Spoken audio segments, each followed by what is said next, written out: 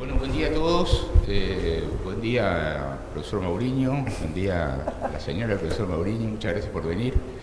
Bueno, nos estamos acostumbrando mal a tener fiestas en forma permanente, ¿verdad? No terminamos de festejar lo del viernes y ya tenemos ahora otro motivo de alegría. Esta es una alegría completamente distinta a la que tuvimos la semana pasada, porque es una alegría más, podría decir yo, si me permite, hola Nelia, si me permite el profesor Mauriño, más intimista, porque son muchísimos años de amistad que tenemos con Eduardo y hoy tenemos la suerte de que venga a darnos una conferencia. Entonces, el tema es riesgo y complicaciones de la enfermedad celíaca. Ya le dejamos a Eduardo, que es el jefe del Departamento de Medicina del Hospital Bonorino de Agondo, entre una cantidad de méritos, como haber sido presidente de la Sociedad Argentina de Gastro, del Congreso Argentino de Gastro, y no voy a enumerar el currículum de él porque no viene el caso. Y luego van a tener la chance de hacer algunas preguntas. Adelante. Bueno, antes que nada tengo que agradecer obviamente estar de nuevo acá. Ya son varios los años que he venido. Este anfiteatro realmente es muy particular y por lo menos muy cariñoso para mí. Es inhabitual los anfiteatros y es una forma, digamos que de muchos años donde la medicina estaba de alguna manera enseñada así, donde en el medio estaban los grandes profesores, cosa que yo no soy, pero que justamente, digamos, era la posibilidad que tenían, digamos, aquellos que estaban aprendiendo medicina de ver a distintas alturas qué era lo que estaba pasando y lo que estaban viendo, ¿no? Y la verdad que la enfermedad celíaca es una enfermedad que nos ha llevado a muchos de nosotros, acá hay mucha gente que ha trabajado mucho en eso y el grupo nuestro, que ya lleva muchos años en el Hospital de Gastroenterología, ha trabajado fuertemente con eso. Y la verdad es que, bueno, uno pensó, y Caro me decía, riesgos y complicaciones de la enfermedad celíaca, y la verdad es que dije, bueno, no podemos empezar sin saber qué es enfermedad celíaca. Sé que mañana muchos de ustedes por ahí van a estar en el Hospital Británico, donde va a haber casos clínicos, donde se van a discutir algunos temas que tienen que ver con las formas de presentación, por qué pensar en la enfermedad celíaca, de qué manera pensar en la enfermedad celíaca. Y entonces van a aparecer muchas de estas cosas que hoy solamente lo vamos a poner en una definición, para después entrar en el tema que pidió Carolina. Y lo último que quedó como definición es una reunión que hubo en Oslo, donde fue una reunión por consenso. ¿Qué significa consenso? Bueno, significa que 6, 7, 8 o 10 personas que creen que saben lo mejor de la enfermedad celíaca deciden que la definición es de tal manera. Con lo cual, todos ustedes tienen el derecho de pensar que no está bien lo que están haciendo y pensar que la definición puede ser otra. No tiene por qué los consensos ser aceptados, porque no es más que eso. Y lo más interesante de la medicina es no aceptar absolutamente lo que nos digan. Pero esto es una definición, y a lo mejor a ustedes pueden no gustarle, a lo mejor lo vamos a ver ahora. Enfermedad sistémica, eso quiere decir que no toma solamente el intestino delgado, y eso ya es una definición importante que tengan, sin ninguna duda, caracterizada por inflamación crónica autoinmune.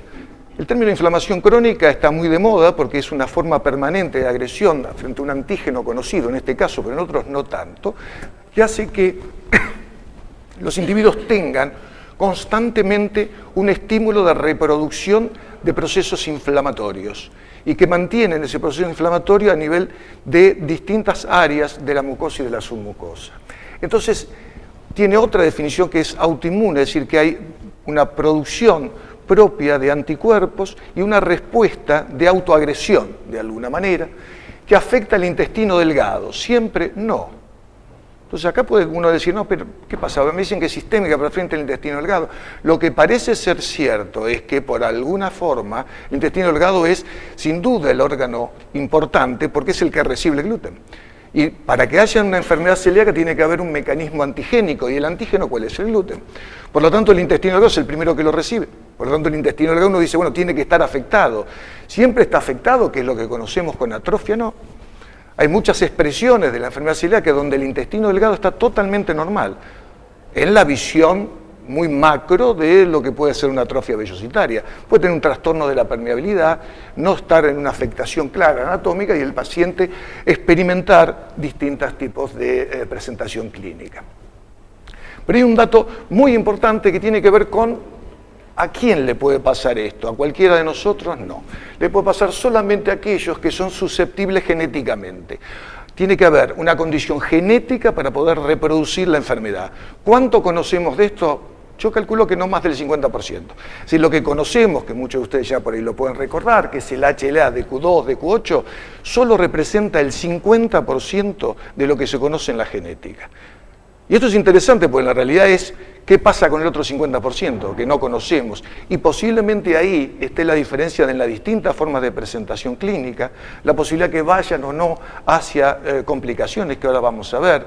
Por lo tanto, el hecho de dejar ese 50% de la genética nos da o nos permite por ahora pensar que hay otras cosas que tenemos que seguir estudiando. Y obviamente, como les dije antes, tiene que estar desencadenada por la ingestión de gluten. Algunas palabras claves que puso este consenso. 1% de la población general son celíacos, es una enfermedad autoinmune de alta prevalencia, fuerte asociación genética, y es una enteropatía característica y serológicamente de enfermedad celíaca que es positiva. Es decir, tiene que haber anticuerpos propios que son directos, demostración de la respuesta inflamatoria al gluten para poner el diagnóstico de la enfermedad celíaca, y tiene que tener una enteropatía característica. Ahí no dice que sea patognomónica, dice que tiene que ser característica. Esto significa que es atrofia. Y atrofia, y mañana lo vamos a ver, hay muchísimas enfermedades que dan. Por lo tanto, cuando muchos de ustedes dicen, bueno, este paciente tiene una mirada endoscópica compatible con, pasábamos hoy, había gente mirando endocápsula, y en la endocápsula aparecía signos de peinado, signos de mosaico, y dicen, ¿es un celíaco? No. Primer error, no. Ahora, si ustedes me dicen cuál es la prevalencia, y yo sí tengo que pensarlo, pero ante la imagen, lo que yo quiero decir que frente a eso es la posibilidad de que haya atrofia vellositaria. Y mañana van a ver que hay muchas causas de atrofia vellositaria. Entonces, cuando hablamos de complicaciones, y esto fue un tema que creo que fue en el simposio del año pasado que hicimos sobre enfermedad celíaca, es un tema decir cuáles son las complicaciones. Entonces uno cuando busca definiciones, dice, bueno, ¿qué es el riesgo y qué es una complicación? Porque ustedes dicen, bueno, son pacientes que tienen riesgo de desarrollar determinadas enfermedades. Por ejemplo, la enfermedad ósea, que vamos a ver 2 o 3 cosas, o la anemia. ¿Eso es riesgo o es una complicación? Y es una gran discusión, porque mucha gente dice, eso forma parte de las complicaciones. Y vamos a ver si realmente tienen razón o no. Parecería que la definición dice que riesgo es la proximidad de un daño o un peligro. Algo que puede aparecer, o estar expuesto a algo. Yo puedo decir, bueno, soy celíaco, tengo trastornos óseos, tengo mala absorción de calcio, tengo trastornos de autoinmunidad en el hueso, tengo riesgo de ser o de tener una fractura. ¿Es una complicación? Es una pregunta que muchos se lo hacen, ahora vamos a ver, algunos se la respondieron y otros no. Pero complicación, según la definición, es la situación que agrava y alarga el curso de la enfermedad y que no es propio de ella. Es una situación diferente. Y es ahí donde se basan algunos autores, de los cuales yo comparto sus ideas, que en realidad la complicación sería la yeyunitis ulcerativa, la enfermedad celíaca refractaria o el linfoma. Porque eso es una situación que agrava, alarga el curso y o no es propio de ella. Porque vamos a ver si realmente la enfermedad celíaca refractaria, aquella no de inflamación crónica que es del tipo 1, que ahora vamos a ver, sino del tipo 2, que tiene una respuesta inflamatoria diferente, vamos a ver que también tiene una genética diferente y vamos a ver también que tiene que ver con una forma de presentación diferente. Entonces, ¿es la misma enfermedad? ¿No es propio de la enfermedad de ella o es una complicación real? Buscando el otro día, esto buscaba y dije, creo que está por ahí, son alrededor de 339, digamos, citas que hay con enfermedad celíaca y complicaciones. No hay mucho, y la mayoría es un berenjenal de que sí anemia, sí osteoporosis, no queda muy claro. Y realmente encontré este dibujito abajo, que lo teníamos en algunas diapositivas, y uno puede entenderlo, porque digo, ¿cuánto pueden ser complicaciones? Si nosotros tomamos y vemos aquí que HLA hay un porcentaje de individuos que lo tienen, digamos, distintas poblaciones. En la Argentina se calcula que es un 30 a 40%, en Estados Unidos ahí hay un 25%, pero si van a Australia es un 60%, si van a China es un 20%. Y esto es interesante porque para tener esa susceptibilidad y tener esa posibilidad de desarrollar la enfermedad, si yo tengo más elementos susceptibles, seguramente si tengo el antígeno como es el gluten, es muy posible que desarrolle la enfermedad. Por lo tanto, cuando no había registros en China, uno decía, no, porque el chino come arroz solo, no. Tiene menor susceptibilidad de la enfermedad celíaca, porque tiene menos HLA en su población general, y obviamente tiene menos elemento antigénico. Pero de esto, de ese 25, 30 o 40, no interesa, solamente va a desarrollar la enfermedad celíaca menos del 4%. Así que va a ser muy poco, a pesar de ser, y esto es un dato interesante de mucha equivocación permanente, pacientes que hacen diagnóstico porque tienen HLA de Q2, de Q8 positivo. Eso no es diagnóstico de enfermedad celíaca. Eso es susceptibilidad solamente. Se necesitan otros elementos. ¿Cuándo le sirve? Cuando es negativo. Si es negativo, uno debe decir, bueno, este paciente no es celíaco. ¿Es verdad lo que digo? No, no es verdad. ¿Por qué? Porque ya hay demostraciones claras de muy pocos casos, Montevideo tiene una con la gente del Chaco y Chile, donde aparecieron algunos celíacos claramente corroborados a punto de partida de anticuerpos específicos, histología positiva, con HLA que no es el DQ2, DQ8, hay un DQ6, DQ7, y son celíacos y responden a la dieta libre de gluten. Eso se presentó ya hace unos años atrás. Este es un trabajo que a mí digamos, Gino Corazza, con alguien que yo pude estar hace muchos años en Bolonia, tiene una mirada que siempre me pareció muy interesante. Y él empieza, tiene mucho publicado, y este último artículo, que es del año pasado, habla sobre cuándo está el riesgo de la complicación, de qué depende. Y él dice, bueno, depende de la edad y el tipo clínico de presentación. Y me pareció sumamente interesante seguir el pensamiento de él.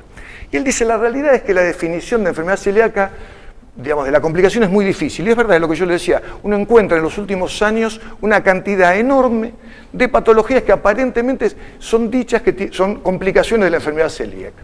Como él bien dice acá, algunos autores hablan de la osteoporosis, y él dice, bueno, si es la osteoporosis también puede ser la anemia. Y charlando con Carlos me decía, bueno, ¿vas a hablar algo o complicaciones, hablamos de enfermedad ósea, vamos a hablar de anemia? La vamos a poner, yo creo que no son complicaciones, creo que son elementos de riesgo del paciente, ¿no? Entonces él dice, como también comparten cierta situación, digamos, fisiopatológica y inmunológica, uno podría ponerla, pero la verdad que parecería que no. Entonces, claro, cuando uno dice qué pasa con la patología ósea, 2 o 3 cosas nada más. Obviamente hay un porcentaje elevado en los pacientes que tienen la enfermedad celíaca y uno le va a buscar una densitometría mineral ósea y encuentran que esos pacientes no tratados tienen alta probabilidad de tener una osteopenia o una osteoporosis. La pregunta es, ¿entonces empiezo a estudiar a todos los pacientes que tienen osteopenia y osteoporosis para la enfermedad celíaca? La respuesta es no, creo.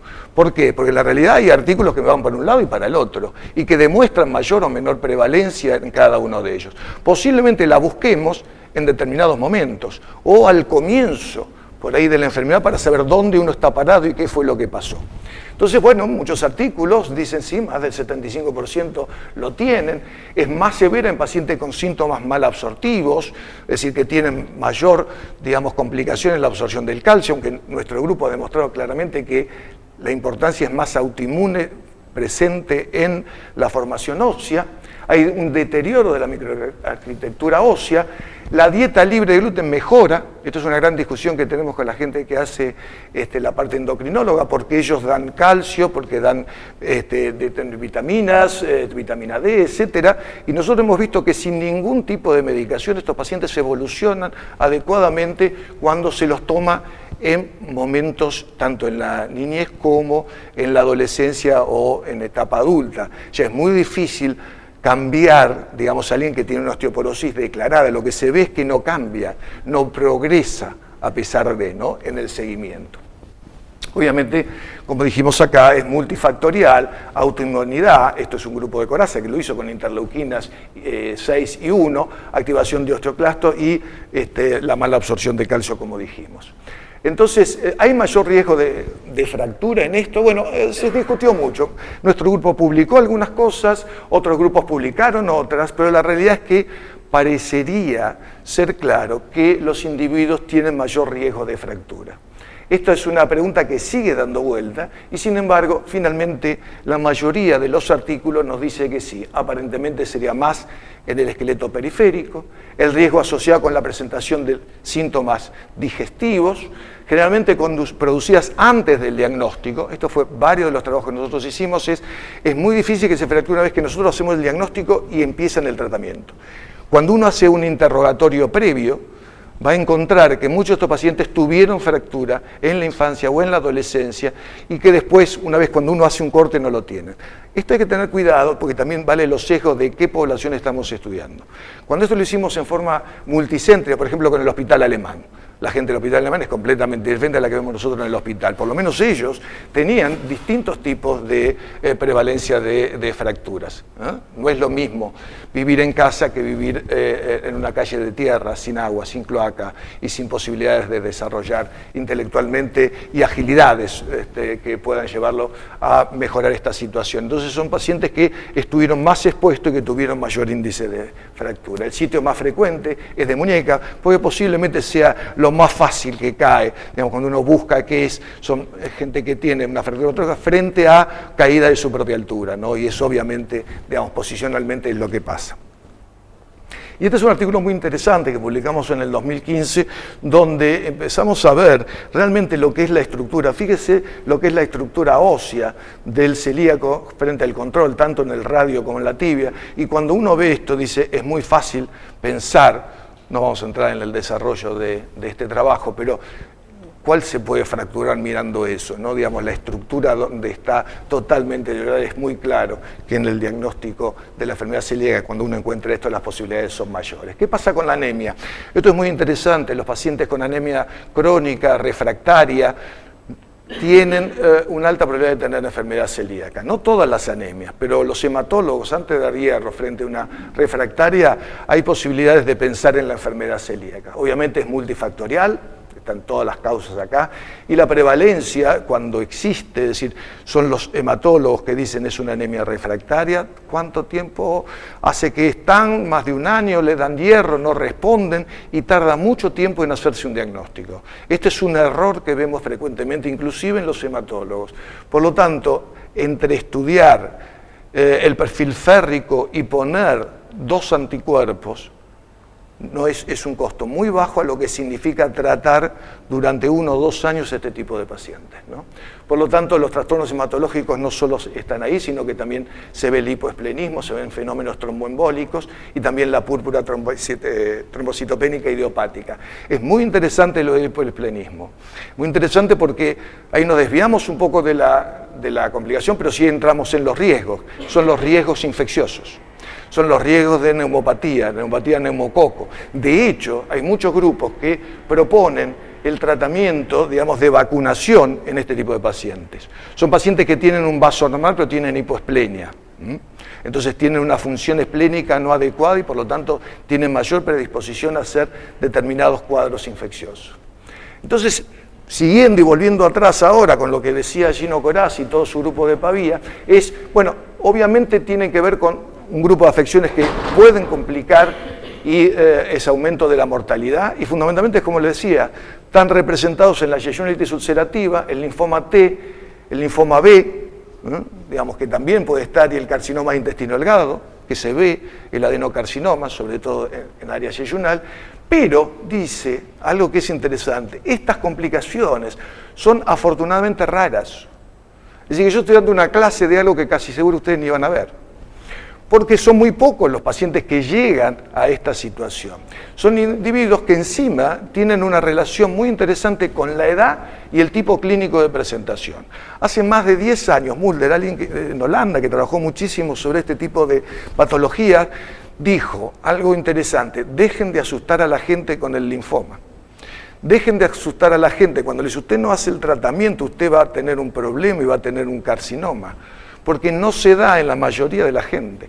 Y en los que se da, que sí se lo pueden llegar a decir entre comillas, es en aquellos que uno hace el diagnóstico alrededor de los 50 años y tiene una presentación clínica realmente sintomática. Y esto también está hablando, ¿por qué no es refractario el niño? ¿Por qué no es refractario el adolescente? ¿Por qué no hay linfoma prácticamente en los chicos? Entonces es la misma enfermedad, es una respuesta, digamos, a muchos años teóricamente de introducción al gluten.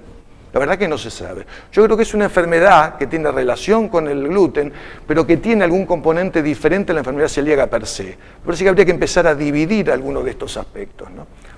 Entonces, fíjense que él hace toda una presentación de distintos números de pacientes y encuentra que fundamentalmente la diferencia estadística está en los que tienen una presentación en mayores de 50 años, mayores de 60 años en este caso. Es decir, que solamente en ellos son los que él encontró diferencia para ver la forma de presentación de estas complicaciones. Y acá se ve muy bien y empieza a decir, bueno, ¿cuáles son los pacientes diagnosticados? Después los sienta, fíjese cómo la curva va ascendiendo y entonces dice que el riesgo de desarrollar complicaciones es 18 veces mayor que los pacientes diagnosticados en el grupo 18 a 40, es decir, que estamos realmente multiplicando y por mucho esa probabilidad y 9 veces más que los que están en 40 y 60. Es decir, que en medida que yo voy progresando en la edad, y ahora ya pasamos los 60 nosotros y voy a empezar a preocuparme, tenemos más probabilidades de tener algún tipo de afectación de este tipo. Y cuando decimos cuál es la forma de presentación también, la mayoría donde hay una diferencia estadísticamente significativa es en lo de presentación clásica. Son los que tienen síntomas gastrointestinales, los que tienen diarrea, tienen pérdida de peso, desnutrición. No es aquellos de manifestaciones extradigestivas, que son muchas y las conocemos, fundamentalmente en este tipo de pacientes que es el que uno tendría que estar viendo, ¿no? Entonces, ¿qué dice él? Bueno, a ver, ¿de qué depende entonces la mortalidad de estos pacientes de estas complicaciones? Bueno, el tipo de presentación clínica la vimos, la edad al momento del diagnóstico, y pone dos cosas más: la adherencia estricta a una dieta sin gluten y la tipificación del HLA. Si parecería que, como le digo, el HLA podría estar diciéndome cuál es la diferencia con este tipo de situación. Hace calor acá. No, pero está lindo, ¿no? Déjalo, yo porque estaba muy abrigado. Bueno, ahora, cuando uno mira esto, este es un astra que hace mucho tiempo, de Schupan, quien hizo el descubrimiento de la transglutaminasa, que ustedes conocen y utilizan, lo hizo desde Schupan en el 1997 y en el 2000, digamos, se populariza y se hace de utilización permanente. Pero lo más importante de esto es, cuando él dice, hay pacientes que no responden, y ahí empieza también otra situación. Son pacientes que no responden porque son refractarios, son pacientes que no responden porque tienen un linfoma, son pacientes que no responden porque tienen una sinusitis ulcerativa. Bueno, él busca en una serie de pacientes y dice que, bueno, la verdad es que los que no responden es alrededor del 20%. Ahora vamos a ver que son muchos más. Estamos hablando de varios años atrás. Y él dice en ese caso, bueno, miren, hay un porcentaje de pacientes que no responde, sin embargo, cuando uno busca por qué no responde, la mayoría es que no hace bien la dieta libre de gluten.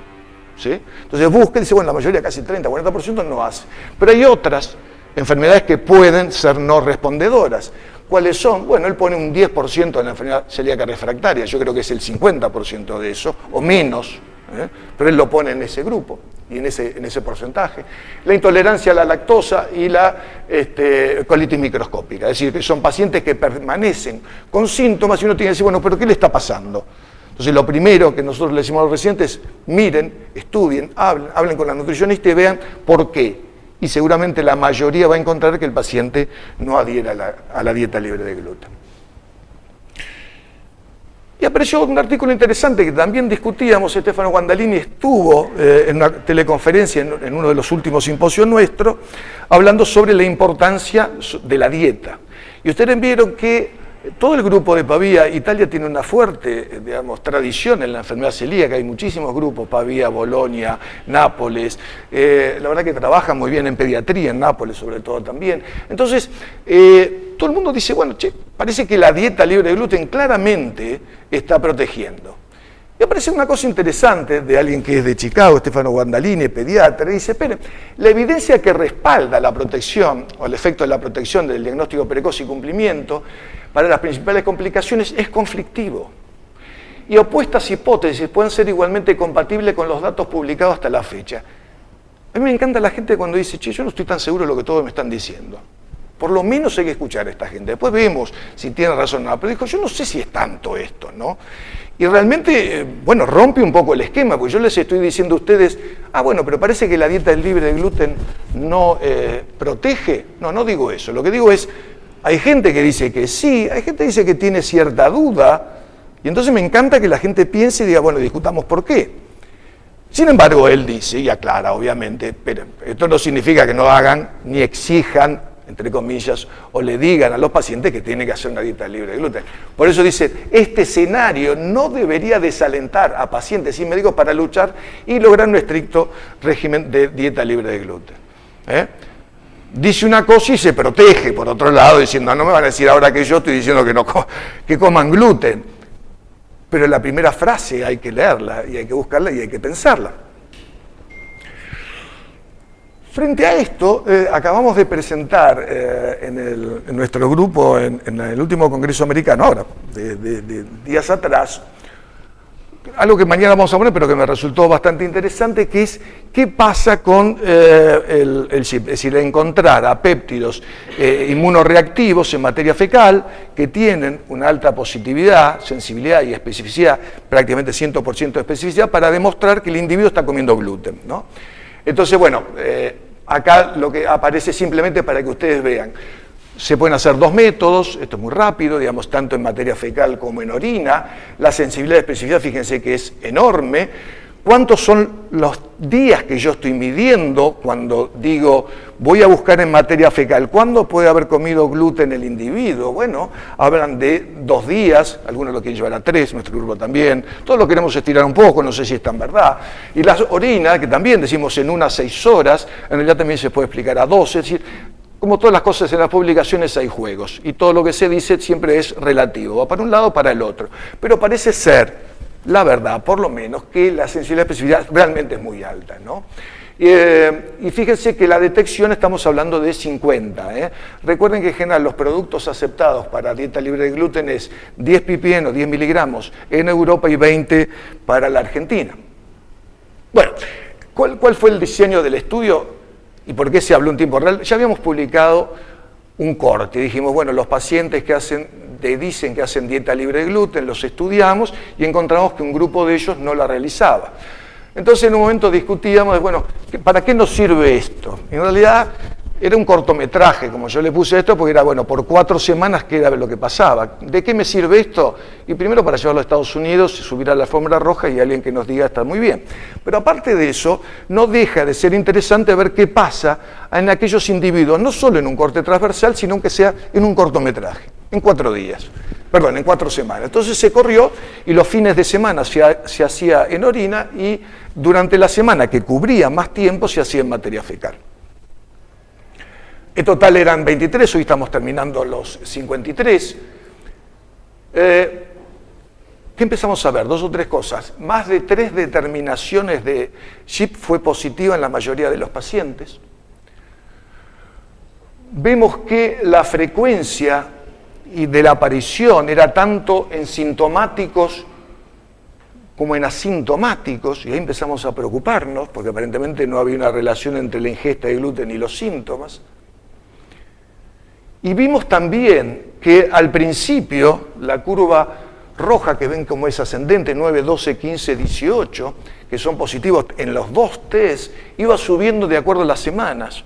Es decir, que en la medida que el individuo se iba relajando a nuestra presión semana, el tipo empezó el estudio, dijo, bueno, voy cumpliendo por las dudas, qué sé yo, voy por la segunda, la tercera, la cuarta, dijo, la verdad, poco me importan estos muchachos que sigan diciendo lo que quieran, yo voy a comer gluten, parece que dijeron algo así, ¿no? Y había diferencias, y bueno, había un efecto, digamos, famoso, que es un efecto de si el seguimiento o el estar encima, digamos, cambia o no la respuesta al trabajo, ¿no? Pero, fíjense, en última instancia, lo increíble de esto, que a mí me cuesta todavía entenderlo, si es verdad, 96% tuvieron transgresiones por lo menos una vez por semana. Estamos diciendo que prácticamente nos mintieron todos, estamos diciendo que la mayoría de estos pacientes están teniendo y consumiendo gluten, estamos diciendo que estos pacientes consumen gluten y no tienen síntomas, o algunos tienen síntomas y otros no. Por lo menos para mí es escalofriante, porque yo estoy diciendo que La realidad, que fue muy discutido con los epidemiólogos, no se puede poner vida real cuando uno tiene una introducción, cuando lo pone en un protocolo, deja de ser vida real. Esta es una discusión si ese es un buen título. Pareciera que no, pero lo pusimos y a la gente le gusta. Pero la realidad es que independientemente de eso, es interesantísimo que prácticamente todos consumen gluten. 91% tenía transgresión los fines de semana, lo cual la mayoría de nosotros sabemos, los fines de semana pasa eso. 48 de los casos la recaída fue durante la semana, el medio de recaída fue de 3 veces, es decir, que no era que consumieran una sola vez de casualidad, 3. Hay evidencia de esto, que se fueron aflojando, sin ninguna duda. No hubo diferencia entre sintomáticos y asintomáticos, no hubo correlación entre transgresiones y síntomas, y bueno, una diferencia entre la transglutaminasa sí con la del DGPIGA.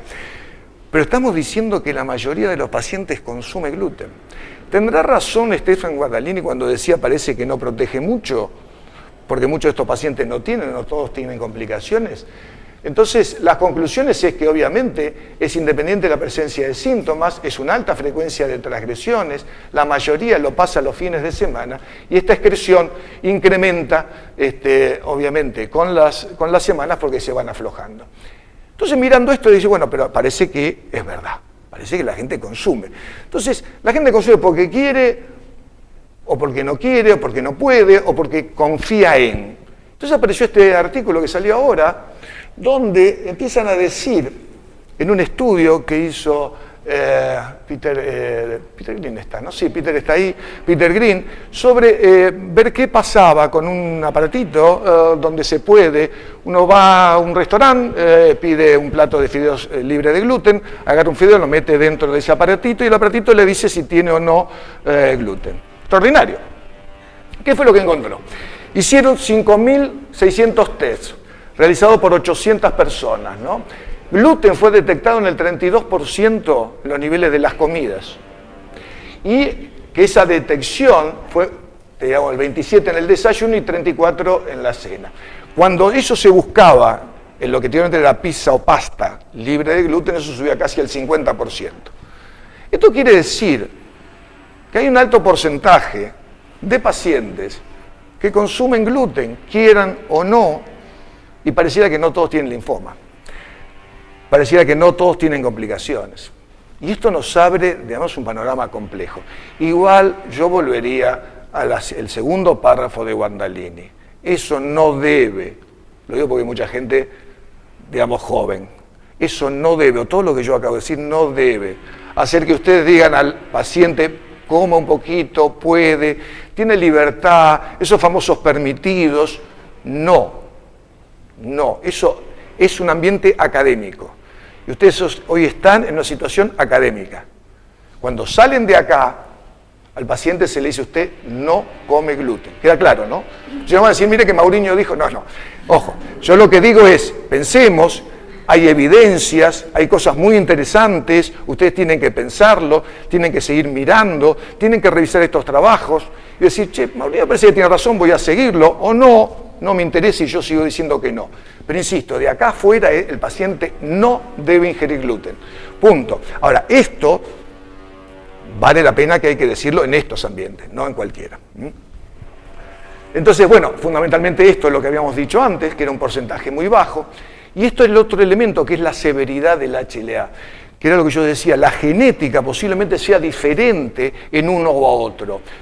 No importa, esto simplemente para ver. Lo que tienen a la izquierda son distintos heterónimos de pacientes que son controles. Lo que tienen a la derecha, abajo, son pacientes celíacos, que tienen o no el heterodímero del Q2 202. Si tienen uno solo no se complica, si tienen dos están complicados y lo de arriba es potencial. Simplemente tengan en mente este gráfico que hay diferencia entre la izquierda y la derecha, que quiere decir tener la susceptibilidad. Segundo, que los que tienen susceptibilidad no todos son iguales. Así como sabemos que no todos los HLA de Q2, de acuerdo al heterodímero, tienen la misma probabilidad de desarrollar la enfermedad celíaca, algunos empezaron a diferenciar que los pacientes celíacos complicados tienen características particulares. Todos no, pero ellos lo tienen. Y aparece un término que también es muy interesante y discutido, hecho por consenso también, no es lo que es el potencial. ¿Qué significa enfermedad celíaca potencial? Son aquellos individuos que tienen, en teoría, una clínica o no, y esto es importante porque después lo podemos discutir, y tienen anticuerpos positivos, específicos, transglutaminasa, anticuerpo endomisio, DGP, pero tienen histología negativa. Entonces estos pacientes son potenciales y hay un grupo que dice estos pacientes no se tratan y hay otro grupo de pacientes que dicen sí se trata, de médicos que dicen sí debe tratarse. Entonces la pregunta es, ¿cuándo yo decido y a través de qué decido? La primera, hoy miramos endocápsula. ¿Es posible que yo tenga biopsias negativas duodenales y tenga afectación distal? Pocas, pero sí. De hecho, se demostró que muchos potenciales, hubo algunos artículos en los abstracts, que con la bioendocápsula se demostró que había atrofia distal y no había en la zona duodenal. Así que eso es una posibilidad. La segunda pregunta es si tiene síntomas o no. Si tengo síntomas, tengo mala calidad de vida. Si tengo mala calidad de vida, ¿qué cuerno voy a esperar yo para mejorar la calidad de vida de este paciente? Aunque no tenga atrofia vellocitaria, no tengo derecho a decir, no, mire, hay un grupo de gente que dice, no, no hay que tratarlo. No, usted tiene síntomas, usted tiene una respuesta inflamatoria, tiene respuesta autoinmune, ¿por qué no tiene atrofia vellocitaria? No tengo la menor idea, pero usted seguro que la va a hacer. De hecho, ya hay estudios que demuestran que la evolución de estos pacientes que eran teóricamente potenciales terminaron siendo finalmente teniendo una histología positiva. Por lo tanto, lo que uno puede decir, bueno, puedo aguantar 1 o 2 años, siga comiendo un poco y después vemos cuando le aparezca la biopsia, pero para hacer la biopsia tengo que hacer endoscopía cada 2 años, es realmente complicado. Puede ser diferente si es totalmente asintomático, porque ahí entonces yo no estoy tocando nada, el paciente tiene una buena calidad de vida, pero ahí también aparece algo, porque vamos a ver mañana, que es una buena calidad de vida, qué significa, y cuáles son los elementos que uno cataloga para pensar que realmente ese paciente tiene una mala calidad de vida. ¿Cuántos de ustedes preguntan cuándo duerme o cómo duerme a la noche el paciente? Seguramente el profesor, a todos los pacientes. Bien, por eso es el profesor. Claro. Perfecto. Esa es la respuesta, pero sin embargo, cuando uno hace el paneo, y lo hacemos a veces en una recorrida nuestra de sala, vemos que muchos no. ¿Cuántos de esos pacientes preguntan si tienen fatiga? ¿Cuántos pacientes preguntan si tienen desorientación, si tuvieron ansiedad, si tuvieron signos de depresión? ¿Por qué se preguntan ustedes cuántos pacientes toman ansiolíticos? Ustedes saben que muchos de estos pacientes que tienen alguno de estos síntomas lo ponen en dieta libre de gluten y disminuye la ingesta de ansiolíticos o de antidepresivos. Por lo tanto, lo que a veces consideramos como normal no es normal. Y mucha gente después de eso dice, bueno, yo ya no me canso. Pero antes usted se cansaba, no, yo creía que era normal, pero la verdad que o juego mejor al tenis, o tengo más fuerza para hacer música con mi saxo, etcétera, etcétera. Tuvimos pacientes que fue dejando, digamos, sus características musicales para terminar casi en una flauta porque no tenía fuerza para hacer el saxo. Fue una paciente muy divertida que tuvimos. Bueno, entonces es muy importante tener estos datos como para saber qué es lo que está pasando, ¿no? Entonces, algunas cosas solo de refractario, es una complicación, como dije, poco frecuente, calculo que el 5%. Fíjense que esta es una definición de Trager de hace muchos años, que habla, que se presenta especialmente en pacientes adultos, ya él lo estaba diciendo, caracterizado por una falta de respuesta clínica histológica inicial o tardía a una dieta estricta libre de gluten. Esta definición tenía un problema porque en realidad hay muchos pacientes que debutan siendo refractarios. Entonces ahí nos quedaba un poco, uno tiene que estar esperando algo. Entonces después Corazza también y otros grupos publicaron un poco más adelante y dijeron que había 3 tipos de DESPRU, digamos, o de enfermedad celíaca refractaria. Uno tomó la definición de Trager, esto de Corazza que es muy inteligente, dijo, bueno, vamos a tomar la de Trager, sí, tenía razón, tiene esto. Uno no celíaco, dice condición no relacionada con la enfermedad celíaca, pero puede ser el producto final de otras enteropatías. Es abrir un signo de pregunta increíble. Y el tercero es un indefinido. La verdad, es una indefinición total todo, ¿no? Fíjese esto, ¿no? Causas persistentes de atrofia vellocitaria. Puede estar dividida con o sin líes, esto puede ser real o no. Teóricamente siempre se dice que la enfermedad celíaca tiene una respuesta inflamatoria con atrofia y con aumento de los linfocitos intraepiteliales. Pero yo les puedo decir que un alto porcentaje, más del 50% de nuestro grupo, en la histología no encontramos LIES elevados. Por lo tanto, digamos, no es una condición sine qua non, mucho menos si la condición es que tengo LIES solo, ¿no? Que es el famoso MARSH1.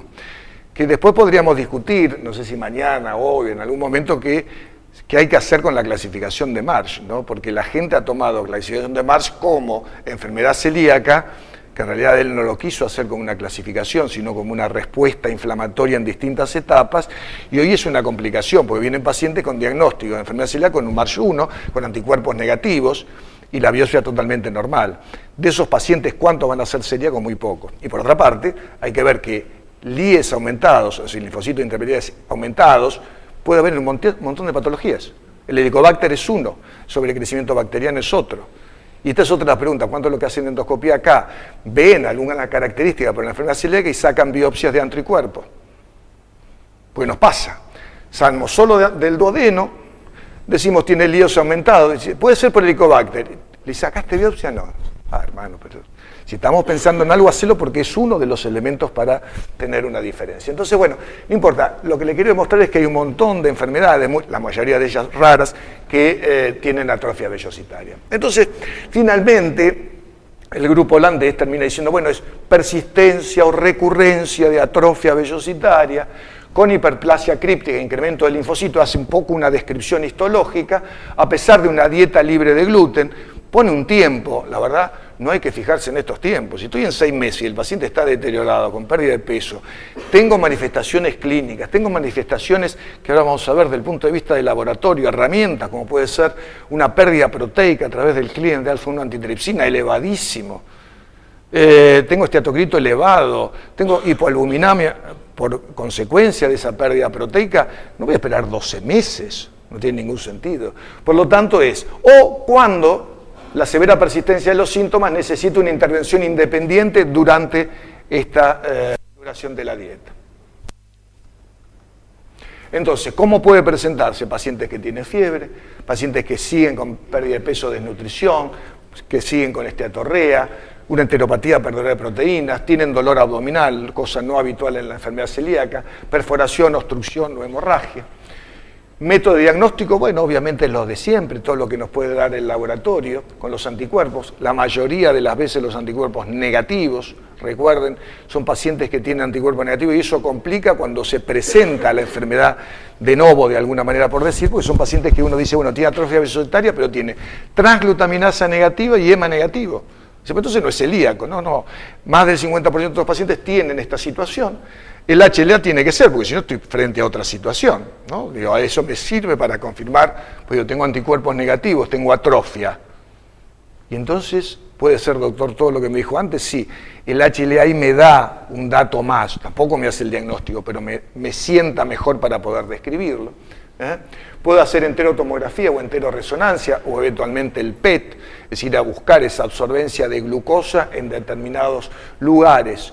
Cuidado que cualquier proceso inflamatorio el PET sirve. Usted sabe que el PET lo usan mucho los oncólogos en seguimiento, pero el PET tiene que tener para la enfermedad refractaria y el linfoma una absorbencia que supera casi el 7.7, es decir, es muy alta, porque cualquier enfermedad ulcerosa, inflamatoria me da 3, 4, 5 de absorbencia y eso no significa positividad.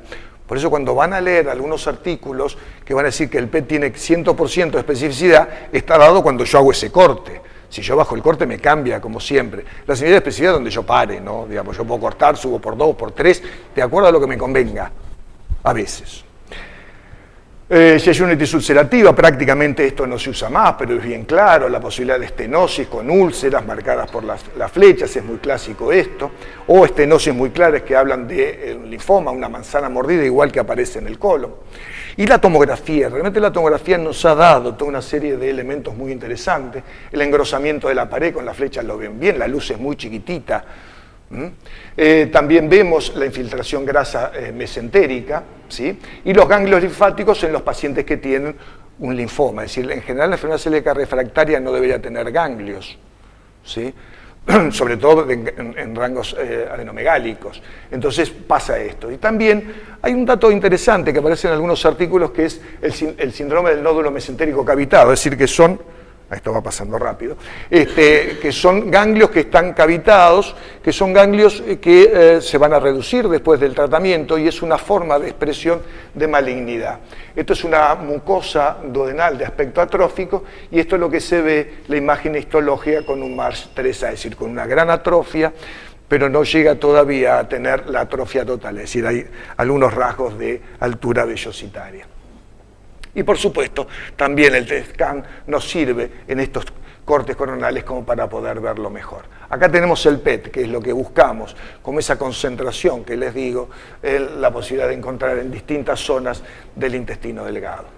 Unas vellosidades normales, cuando usted ve esto, no hagan ninguna biopsia, porque esto es totalmente normal, se ve bien la vellosidad, se ve el ribete en cepillo, esto con la magnificación y los equipos que están teniendo ustedes ahora, que entre paréntesis mi felicitación a Carolina, porque vimos una sala de endoscopía realmente impresionante, que creo que en Buenos Aires casi no hay.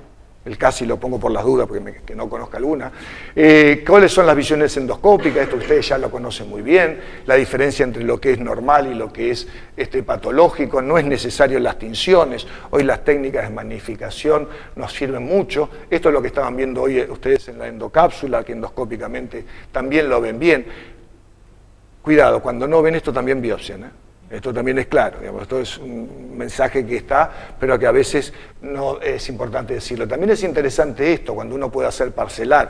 Yo puedo tomar biopsias a distintos lugares y puedo tener, también el número es importante. Si yo tomo 2 y lo tomo en la zona, como ustedes ven acá arriba, de vellosidades totalmente normales, es una cosa. Si lo tomo acá me va a dar atrófica. Por lo tanto, si yo tomé 2 o 3 solamente de alguna zona, me va a decir que es totalmente normal, y sin embargo el paciente lo tiene. Esto se ve más en chicos y diabetes. En la Asociación de Diabetes Tipo 1 y Enfermedad Celíaca se ve más, los pediatras los ven más, nosotros los vemos menos. Fíjense lo interesante, digamos, de la endocápsula. Esto lo prestó Mulder en una de las charlas que tuvimos en Nápoles hace unos años. Esto es un pequeño, lo dejé como él me lo había dado, digamos, un pequeño linfoma que se ve. Es muy difícil ver esto, porque la endocápsula, ustedes lo ven, anda dando vueltas, gira, ¿no? Y a veces puede girar de una forma que esto no puede verse. Por eso es una imagen realmente importante. Obviamente esto es mucho más fácil de ver, no hay ninguna discusión, pero esto es lo que se ve post-tratamiento. Es importante la respuesta que pueden tener estos pacientes. Lo que pasa es que es corta en general la respuesta y la mortalidad es muy grande. También las estenosis que se ve, esto se ve muy bien, y es una mezcla que uno va a hacer entre la videoendocápsula, eso alguna vez que grabé alguna quedó, y la enteroscopía. Acá son las imágenes, algunas como estaban viendo ustedes, de vellosidades totalmente normales y de alteraciones con criptas que están mucho más profundas, se ve la atrofia vellositaria. Esta es una imagen muy parecida a los chicos cuando estábamos viendo, pasamos recién de ver. El enteroscopio y doble balón, empezamos hace muchos años en Fundación Favaloro, y hoy ustedes tienen también una amplia experiencia con la gente del cruce, y hemos encontrado, es interesante, encontramos a veces patologías que no se ven en la videoendocápsula. La endocápsula a veces pasa de lado eso. 2 o 3 cosas para ir terminando, que tienen que ver con el análisis molecular. Los celíacos controles sanos y los enfermos celíacos tienen un TSR gamma que es policlonal. Los pacientes que tienen SPRU refractario, genitus ulcerativa, es monoclonal, es una diferencia importante a tener en cuenta. Por lo tanto, se divide en 2 tipos, está basado en un tipo 1 y el tipo 2. Uno es una inflamación permanente.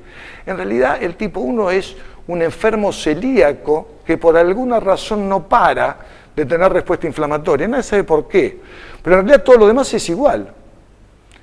Ahí sería una inflamación crónica, patológica y clínica. No solo la inflamación crónica que permanece y que puede producir, sino que permanentemente el individuo, a pesar de frenarle el gluten, sigue produciendo respuesta inflamatoria.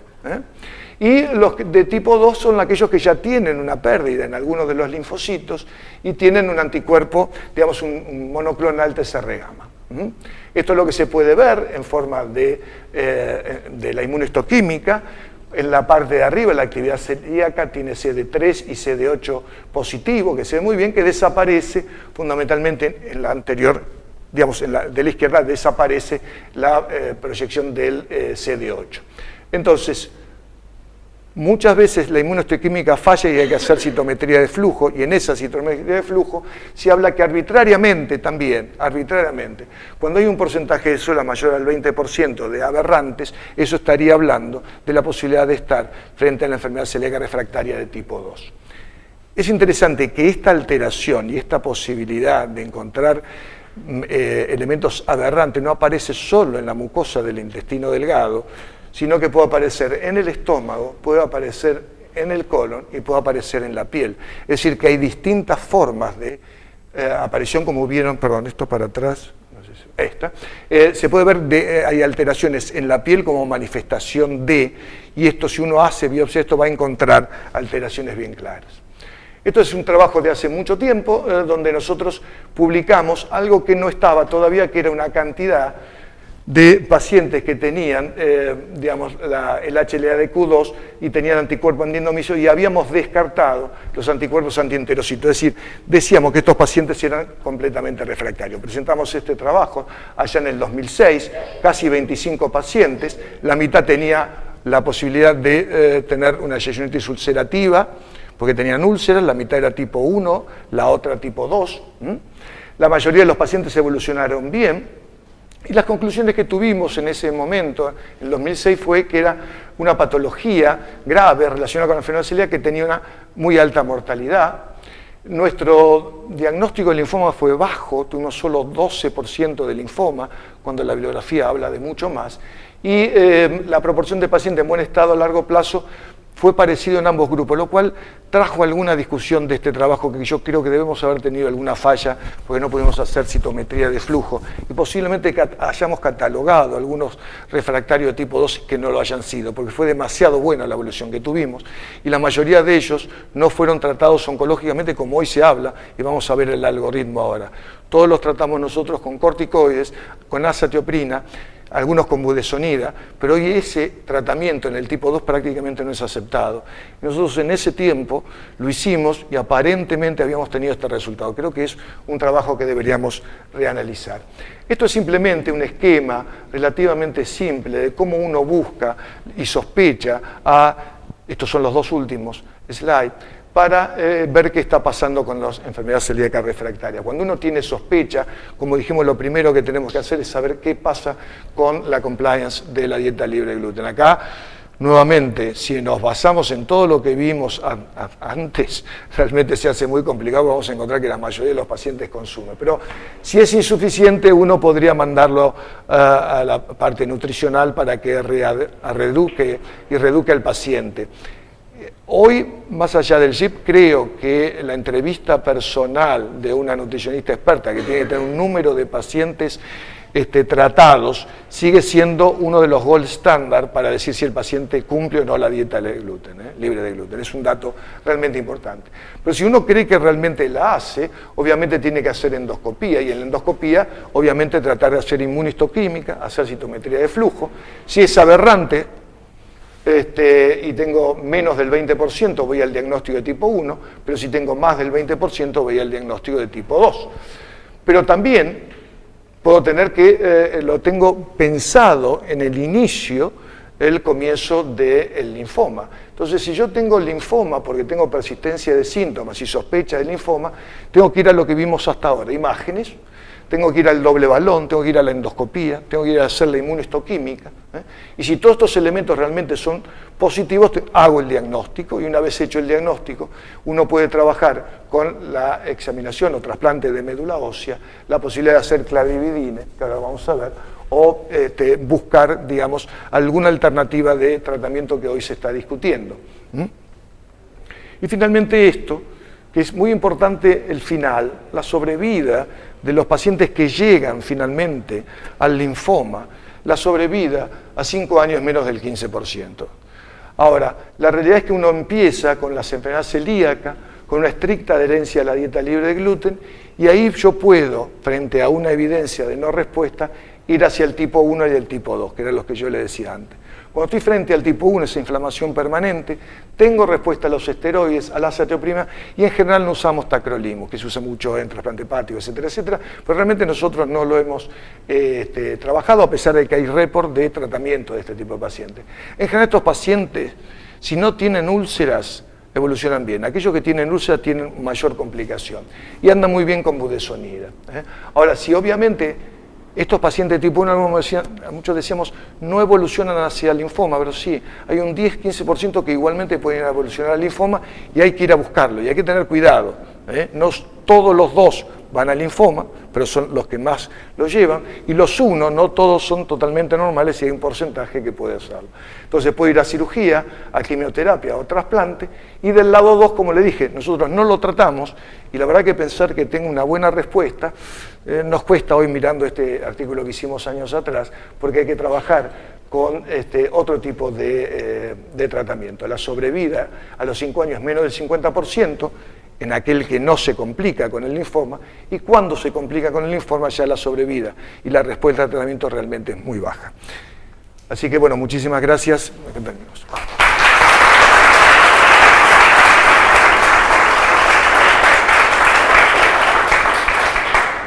Bueno, Eduardo, muchas gracias. Yo te voy a decir que siempre superás con creces nuestras expectativas sobre tu charla y te lo digo de verdad, fue fabuloso. Así que bueno, ahora quería abrir un poco a preguntas. Esperamos las preguntas de ustedes. Tenemos a Elena, Virginia, expertas en enfermedad celíaca, así que todas las preguntas que quieran hacer. Mientras que ellas van pensando, yo te quería contar un caso y un poquito una sensación que tenemos nosotros, ¿no? No tenemos una casuística tan importante, pero tenemos algunos casos clínicos con linfoma, y lo que siempre nos pasa es que nunca es un paciente celíaco que venía años cumpliendo no la dieta que instala la complicación. Todos los que por lo menos hemos visto, lo decíamos el otro día con Virginia, debutan con el linfoma T y generalmente cuando hacemos el interrogatorio no tienen síntomas, por lo menos una sintomatología clínica clásica y tampoco extraintestinal en la mayoría de los casos. Sí. Ese es un poco que yo ahora te escuchaba, que es un poco reafirmar eso, ¿no? Que no siempre no es no es lo que vemos habitualmente, esos mayores de 50 que vienen cumpliendo la dieta. Por lo menos nosotros, desde la poca cantidad de linfomas que tenemos, no es lo que vemos, lo vemos más bien como un debut. Sí, en realidad cuando uno tiene una gran casuística tenés probabilidades obviamente de entrar en las dos variables, ¿no? Porque vas a tener gente de un lado y del otro. Hemos tenido gente que han desarrollado la enfermedad después de muchos años de evolución, pero la mayoría fueron debut. La mayoría fueron debut. Y es ahí donde yo creo que existe lo que considero una diferencia estructural de este tipo de patologías, donde lo que conocemos claramente es al antígeno, pero que me parece que es un antígeno que ingresa a organismos con diferentes posibilidades de respuesta. Y es un poco ahí donde yo traté de basarme en la clínica, traté de basarme en las formas de presentación, en la edad, porque no puede ser sino que eso no lo tengamos y no tengamos enfermedad celíaca refractaria de los chicos, que se le hace el diagnóstico a los meses, cuando empieza el gluten, o a los 2 o 3 años. Esos chicos permanecen 10, 15, 20 años con, digamos, a veces una dieta sin gluten porque no la cumplen, y sin embargo esos pacientes no se complican. Es muy raro. Entonces quiere decir que tiene que haber condiciones que promuevan una respuesta completamente diferente. Y el desafío justamente es eso, ¿no? Es decir, los que tienen estas formas de presentación inicial, creo que hay que buscarlos. En teoría y en lo personal, a todo paciente que yo hago diagnóstico mayor de 50 años le hago inmunohistoquímica. Obviamente no encontré ninguno porque tengo una casuística muy grande para llegar a ese porcentaje tan chico que sea refractario. Pero donde encuentre uno, creo que puede ser una solución para el individuo y saber a dónde puede ir. Claro, la inmunohistoquímica es cara y uno no debería hacerla de forma tan permanente, pero me parece que es un dato. Sí, es verdad lo que decís, en general es esa presentación y que te obliga a tomar una conducta terapéutica muy rápida y no esperar ningún otro tipo de situación. Muchas veces se hace el diagnóstico del linfoma en una cirugía y en la misma pieza uno encuentra la atrofia vegetaria, digamos, más distal. La cercana es lógica porque el linfoma lo da, pero digamos, cuando uno se aleja y tiene la histología se da. Muchos de los pacientes debutaron con perforación, microperforaciones, ese pequeño, digamos, que que mostré de Mulder, pero nosotros tenemos algunos pacientes que seguimos y que debutaron con una microperforación por un linfoma, ¿no? Así que sí es una forma de presentación, claro. Y bueno, darles la palabra. Elena me había dicho, así que tenemos... Bueno, Eduardo, impresionante, tiene tantas puntas, tu conferencia fue tan linda y tan clínica que ojalá los posgrados aprovechen porque varias puntas. Una de lo de la osteopenia que se ve, y eso, si vale la pena investigar a todos los pacientes con osteopenia, por ejemplo. Entonces creo que es bueno aprovechar la clínica y si uno encuentra una osteopenia, buscar otros hiloconductores en las mujeres, hacerle interrogatorio sobre su historia obstétrica, en los hombres, porque no es habitual encontrar un hombre con osteopenia, ver cómo tiene su vitamina D, si tenemos déficit, entonces esas cosas puntualizarlas, y ver cómo tiene, por ejemplo, los niveles de colesterol, los niveles de urea, historias previas que nos ameritan que en algunos pacientes hagamos la selección. Seguro. Y una cosa que a uno le parecía que rompía los ojos en aquellas mujeres posmenopáusicas, tempranas, que en la posmenopausia inmediata se les hace obligar a hacer la densitometría, investigando enfermedad celíaca. Y eso fue demostrado que no tiene rendimiento, costo-beneficio, claro, investigar enfermedad celíaca. Y respecto, quería preguntarte de la sprue refractario, que uno para llegar a eso gasta mucha plata. Carolina sabe bien porque nosotros tenemos que hacer, como no tenemos la cápsula disponible de entrada por un tema de costos, hacemos la resonancia, la tomografía, a veces hasta la enteroclisis, y terminamos en la cápsula. Pero cuando llegamos a la biopsia no sabemos si pedir la inmunohistoquímica, que nos da más rendimiento, nos ha dado, que la citometría de flujo. Porque la citometría de flujo, nos pasa que sacamos muchas muestras y después el hematólogo que nos la hace dice que es poco rendimiento, que no llega a las conclusiones. Sí. Sí, es verdad, a nosotros nos pasó lo mismo, ¿no? Yo creo que la citometría de flujo lo ha impulsado mucho el grupo holandés, de Chris Mulder. La verdad que nosotros cuando lo quisimos hacer en Buenos Aires tuvimos dificultades porque lo que marca como respuesta en la citometría de flujo son linfocitos, pero no son todos los linfocitos. Entonces se entremezcla y realmente se hace muy difícil llegar al diagnóstico. La verdad que nosotros nos hemos manejado con inmunohistoquímica y con el rearreglo monoclonal, que fueron las dos cosas que nos dieron más resultados. Pero en la bibliografía está y hay que ponerlo, pero la verdad que en la Argentina también tuvimos mucha dificultad con ambos. Creo que es muy interesante lo que dijiste con el hecho de el manejo clínico o la mirada clínica en la osteopenia y la osteoporosis. Obviamente yo me reduje a estos aspectos, pero nada, bienvenido tu aporte, porque me parece que esos son los datos clínicos necesarios que hay que transmitir finalmente para ampliar cada una de estas puntas, como vos dijiste, que fuimos mencionando, porque no es mirar solamente una cosa, no es solamente pedir un anticuerpo, sino hacer un perfil realmente de todo lo que le puede estar pasando a la mujer. No es lo mismo la mujer pre- y posmenopáusica, y obviamente hay que hacer una investigación muy clara de todas las posibles causas. Igual yo creo que cuando hay una sospecha frente al costo real de una transglutaminasa inicial, la verdad creo que no está de más ponerla. Es posible que, como dijimos ahí, si uno lo pone en costo-beneficio, uno va a decir no lo es. Pero te lo paso a otro tema. El otro día estábamos discutiendo colonoscopía por arriba de los 50 años, ¿sí? Son las guías. En algún momento alguien quiso poner una guía de 40, ¿sí? Y dijeron que no era costo-beneficio. ¿Para quién? Para la economía. Pero para los pacientes, si empezamos a ver la cantidad que tenemos hoy de cáncer colónico temprano, cada vez es mayor. Hablamos con nuestro grupo oncológico, con Roca, con toda su gente, y cada vez tenemos más cáncer de chicos de 20, 30. Pacientes que el padre tenía pólipo, ¿tenemos que estudiarlo? No, las guías nos dicen que no. Sin embargo, lo empezamos a estudiar, tienen pólipo y son adenoma tubulares, con displasia no de alto o bajo grado. Por lo tanto, creo que el otro problema son las guías, porque las guías hacen a veces que la gente encasille totalmente y no sepa que está frente a un paciente, no frente a una guía escrita. Entonces me parece que es un buen dato que la clínica supere a lo que está dicho en una guía. Que por otra parte la guía también está demostrado que menos del 20% de los médicos la cumplen, ¿no? Así que estamos con complicaciones. Sí.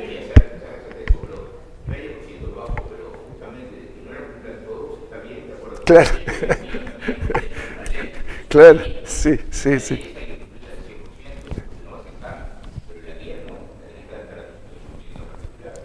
Totalmente, claro. Sí, es bajo y es favorable, tenés razón. Hola Eduardo, ¿Cómo bueno, estás? felicitaciones de nuevo, maravillosa la conferencia. Yo me paso a la otra punta de la enfermedad celíaca.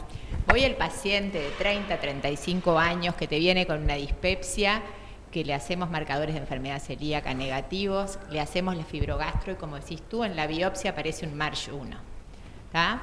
Le hacemos el estudio genético positivo, ¿no? Más allá de que si hay clínica, estoy de acuerdo que de repente sí le hacemos una dieta libre de gluten y va a mejorar. ¿Cómo lo seguimos a este paciente?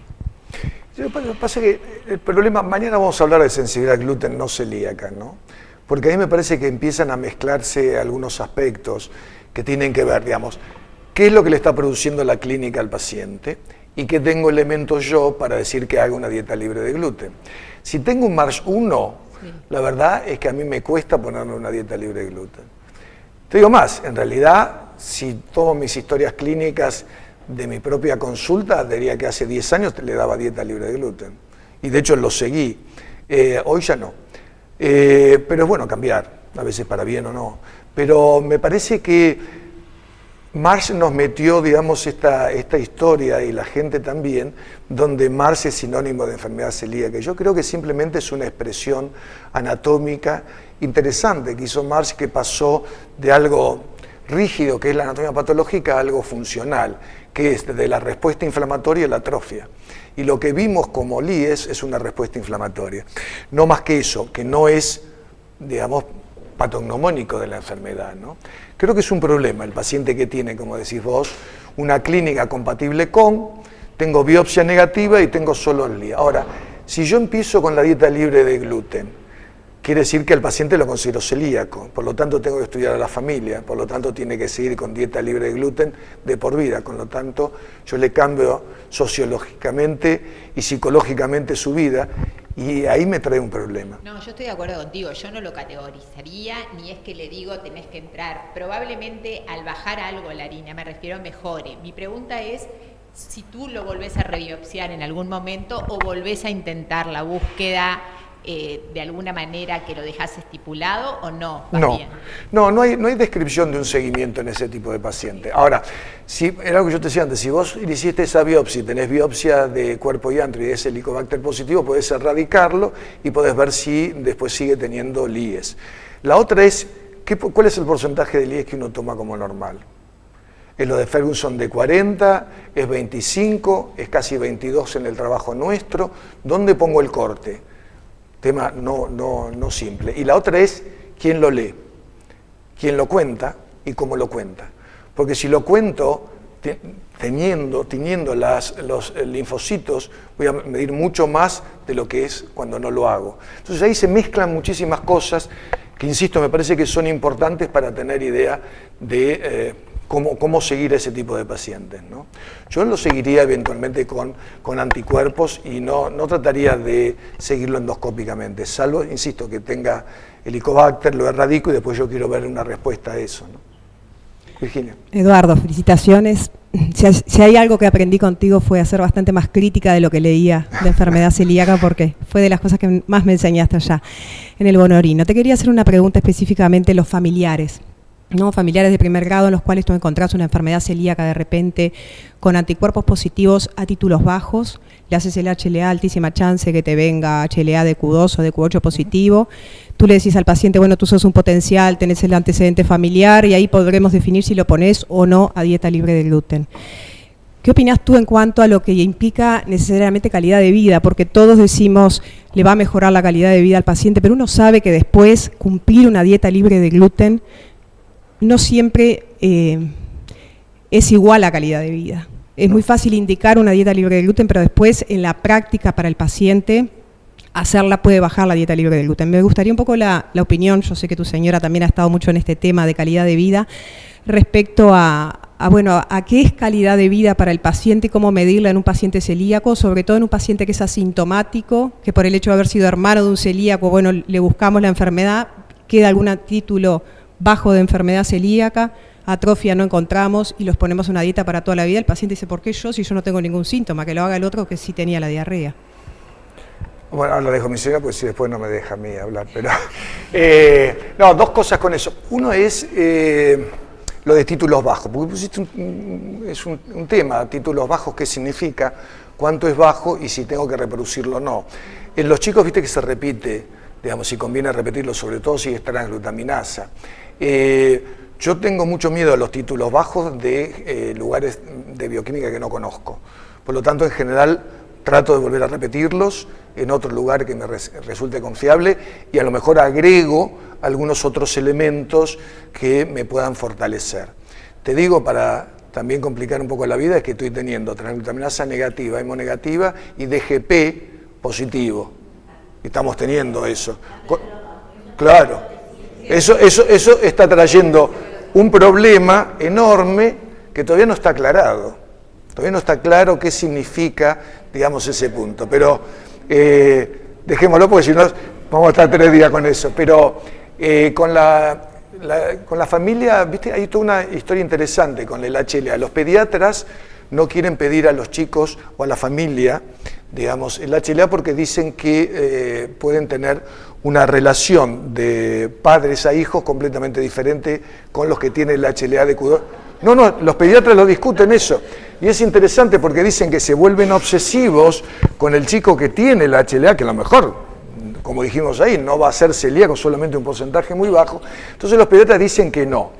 Yo creo que habría que mandar a los padres y al chico al psicólogo, pero bueno, la realidad es que a mí me parece que es válido saberlo, es válido tenerlo, creo que es una cuestión de observación y no de obsesividad, pero eso ya es otro problema.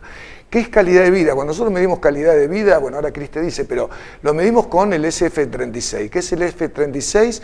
Es una calidad de vida que usaban los británicos para trabajar en los seguros de vida. Con lo cual, ¿cuánta relación eso tiene con la enfermedad celíaca? ¿Qué sé yo? La verdad, cuando uno lo mira es muy divertido, porque hay muchas cosas diferentes. El tipo puede jugar al golf o no, había que adaptar cosas. Creo que es complicado poner eso de calidad de vida. Pero, no sé, Cris, ¿querés comentar algo sobre eso? Está adaptado, en realidad es calidad de vida relacionado con la salud, que no es lo mismo que calidad de vida en general. Lo que se evalúan son aspectos más específicos en relación a la salud, como el rendimiento físico, el estado de salud mental, no medido como tal, sino como bienestar mental, etcétera. Hay una cantidad de ítems bastante amplios. Uno podría preguntarse si el SF36 es el instrumento más adecuado para nuestra población. Yo ahí pienso que no, pero en realidad es lo que usan la mayoría de los trabajos en todo el mundo y eso permite como comparar resultados y está bueno, ¿no? No sé, no tengo ni idea con lo que vos preguntaste, pero desde una mirada completamente diferente, a mí te escuchaba hablar y se me cruzaban dos cosas. Uno, al paciente hay que decirle que haga la dieta porque aunque haga la dieta y hay que decírselo, igual va a estar comiendo gluten, porque hay un montón de alimentos que no tienen el suficiente control, o sea que hay que decirle. Segundo, que a lo mejor habría que incorporar como uno de los factores de riesgo, o mejor dicho, como una de las posibles complicaciones, el no cumplimiento de la dieta. Porque vos dijiste, hay un porcentaje elevadísimo de gente que en realidad no la cumple y cuando uno charla con los pacientes, yo que charlo en otro ambiente, cuentan otras cosas, ¿no?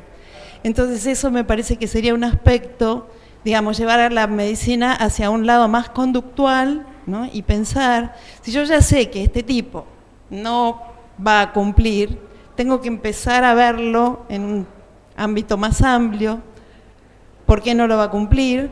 Los factores socioeconómicos a la cabeza, es terrible eso, y por ahí generar instancias donde todo paciente que va a tener que empezar una dieta tan restrictiva y tan difícil de cumplir como esta, sean orientados con un equipo, que vos me dijiste que aquí hay gente que trabaja, donde se les puede decir, bueno, se trabajan con entrevistas motivacionales para que primero se psicoeduque al paciente, se le informe muy bien, pueda tener un espacio contenido de charla, de preguntar, de que nada, las cosas más onzas, pueda preguntar cosas que al médico muchas veces no le pregunta, ¿no?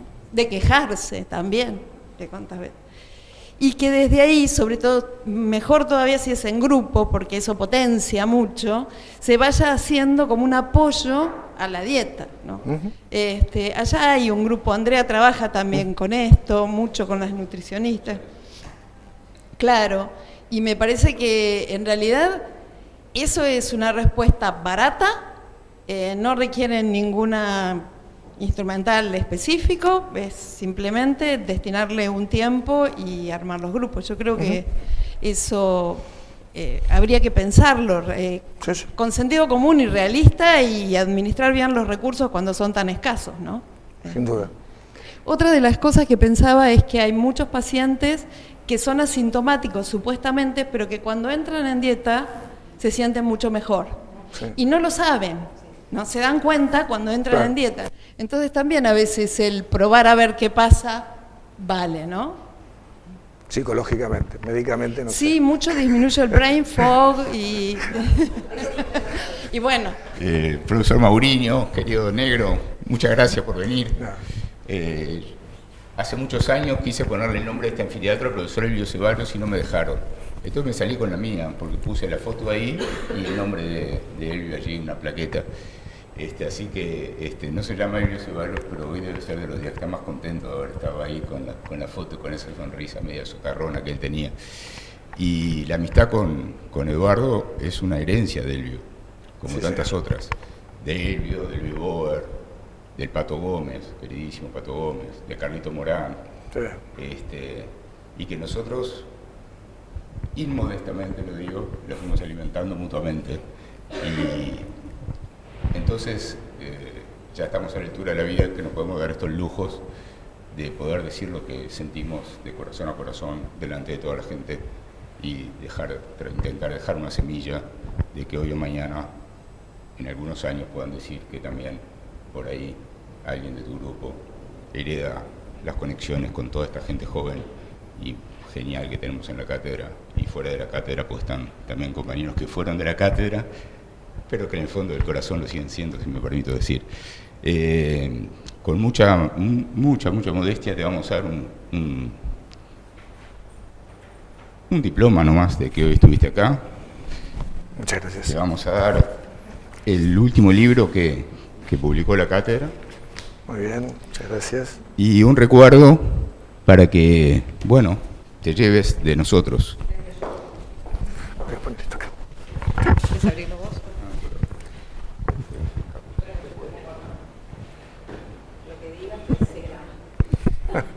Esto es un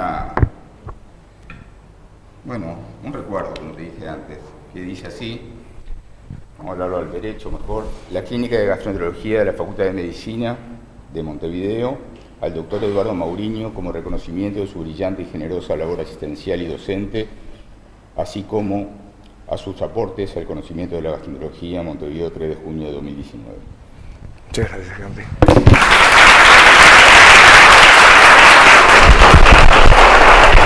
Gracias.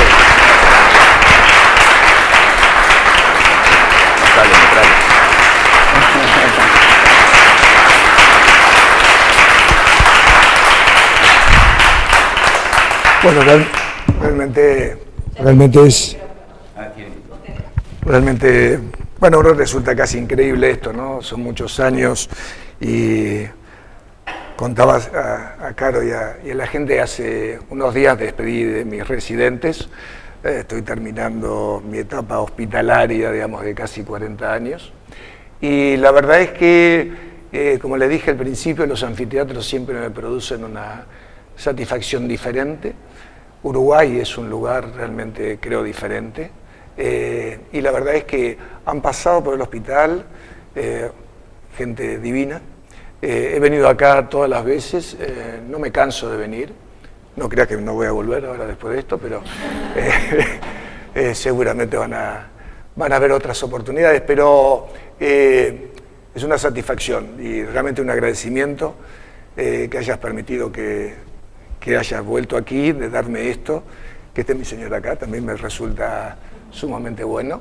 Creo que es la primera vez que me escucho una clase, después van a ir las críticas esta noche seguramente.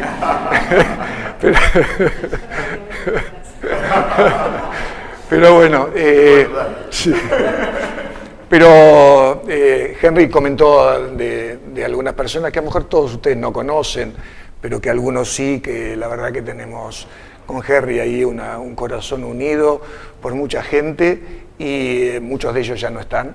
Y la verdad que seguir eso vale mucho más de todo lo que dije. La verdad es que lo que yo me llevo es la amistad de muchos de ustedes, el agradecimiento permanente y esto que lo voy a tener obviamente en mi escritorio. Así que muchas gracias, Henry, muchas gracias como siempre. Gracias.